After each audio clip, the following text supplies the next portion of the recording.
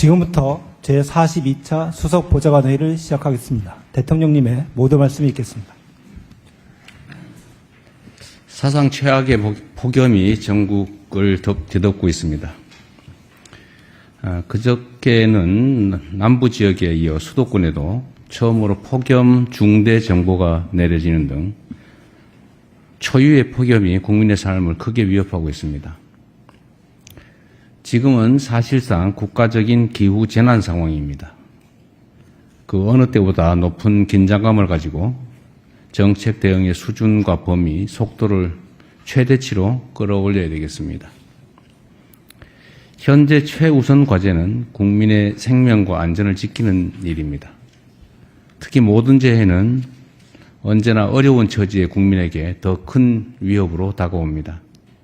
고시원, 쪽방촌, 비닐하우스 같은 취약시설 거주 주민이나 또 공사 현장, 농어촌, 주차장 등에서 일하는 노동자들의 안전에 가용한 행정력을 최대한 집중해야 되겠습니다. 기록적인 폭염 속에서 일선 공무원들의 노고도 참으로 큽니다. 힘들겠지만 더 어려운 처지에 있는 국민들을 위해 현장을 직접 점검하고 또 필요한 조치를 신속하게 집행해 주시기 바랍니다.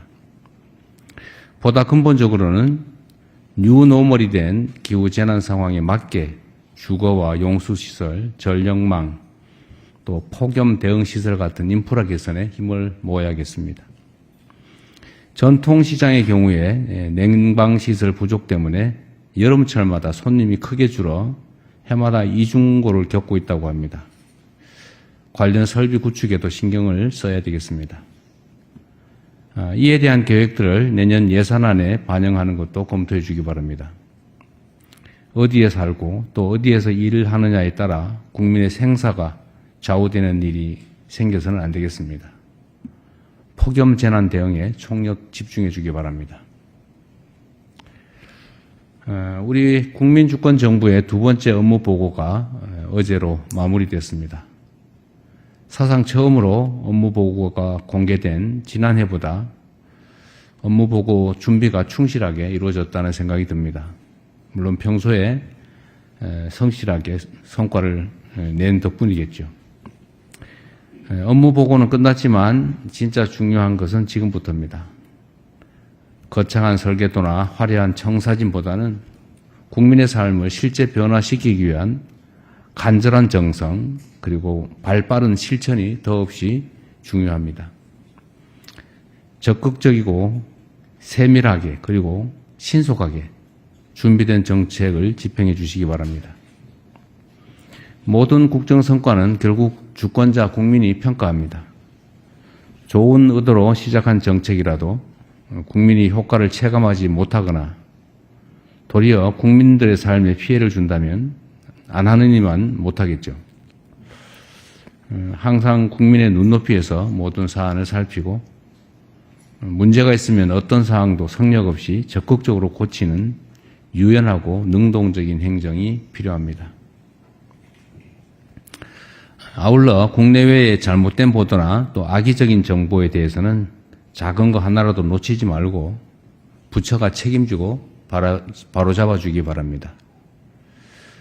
민주주의의 요체는 국민 주권의 일상적인 실천이라고 생각됩니다. 근데 국민들의 판단의 근거는 결국 정보인데 그 정보가 객관적이고 정확해야 판단도 정확해질 수 있습니다. 국민들의 판단, 즉 집단적인 의견인 여론을 왜곡, 조작하기 위해서 가짜 정보, 조작 정보를 유포하는 행위에 대해서는 엄정하게 대응해 주시기 바랍니다. 이제 정부 임기가 1400여일 남았습니다. 한 번 더 신발끈을 단단하게 묶고 국민이 체감하는 국정 성과를 내는데 최선을 다해 주기 바랍니다. 청년 정책 관련해서 좀 한 말씀 드리겠습니다. 여러 국정 과제 가운데 속도를 높여야 될 것 중 하나가 청년 대책입니다. 청년들은 지금 거의 취약계층이 돼가고 있습니다. 여러 가지 요인들이 있겠죠. 그래서 많은 정책들을 정부에서 준비하고 있는데 부처별로 청년 사업들 간의 연계성이 떨어지거나 또는 청년 정책의 구체적 내용을 쉽게 파악하기 힘들다라는 지적이 많습니다. 얼마 전에 청와대가 실시한 청년 FGI 조사에서도 청년 정책의 가지수는 많은데 핵심 문제를 해결하는 국지간 정책은 별로 없다라는 목소리가 높았다고 합니다. 청년들의 실제 수요와 생애 주기에 맞게 정책들을 촘촘하게 정비하고 또 지원 정책들 간의 시너지 효과를 극대화하는 노력이 필요하겠습니다. 청년 정책을 교육과 취업, 또 소득과 자산, 주거와 결혼 등 청년 삶의 핵심 영역을 중심으로 재편하는 것을 적극적으로 검토해야겠습니다. 보편적 지원이 필요한 부분은 지원 문턱을 낮춰서 보다 많은 청년들이 수혜를 받을 수 있게 하고 맞춤형 지원이 필요한 부분은 지원 체계를 두텁게 설계하는 방안을 고려해 주시기 바랍니다. 정책을 만드는 것만큼 중요한 것이 정책의 접근성을 높이는 것입니다. 각종 청년 관련 정책과 제도들이 워낙 복잡하게 여러 부처에 흩어져 있어서 이를 아는 사람만 활용한다라는 비판이 큰 것도 현실입니다.